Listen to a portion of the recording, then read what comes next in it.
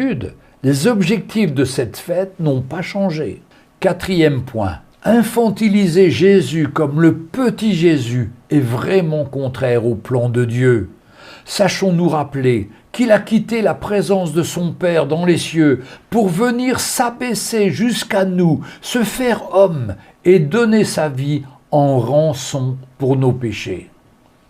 5e, c'est une fête commerciale sans limite. Les gens dépensent des fortunes pour faire des cadeaux à leurs proches.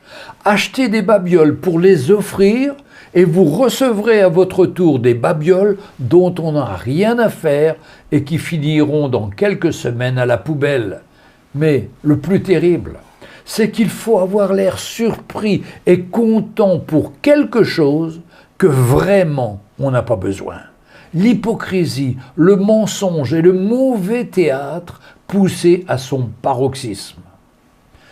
Vraiment, quand je suis venu à Jésus, j'ai voulu être libre et j'ai parlé à toute ma famille, à mes grands-parents, à mes parents, à mes enfants, à mes petits-enfants, pour leur dire « Je veux vivre libre en Jésus. Je ne veux plus vivre dans l'hypocrisie et le mensonge en soi-disant fêter la naissance de mon Seigneur en vivant dans un tel compromis. Mon Seigneur et mon Sauveur méritent mieux que cela. » 6e point, les stratèges commerciaux ont été utilisés à fond. La disposition des magasins, les rayons ont été étudiés pour vous faire dépenser un maximum d'argent.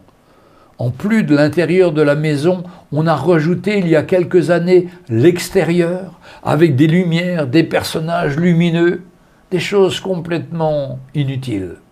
Le total des dépenses est catastrophique. Nous sommes à nouveau dans cette période de l'année où le monde entier veut faire la fête, alors même que cette année, nous sommes dans une situation que si on nous l'avait racontée, personne n'aurait voulu le croire. Et pourtant, c'est la réalité de la Covid-19 qui a fait tant de mal partout, amenant de nombreuses personnes à être désespérées, privées de travail, de sa liberté de déplacement, de ses habitudes, de moyens de se réunir. Dans l'évangile de Matthieu, il nous est dit dans le chapitre 24, au verset 38 à 39, « Car dans les jours qui précédaient le déluge, les hommes mangeaient et buvaient, se mariaient leurs enfants, jusqu'au jour où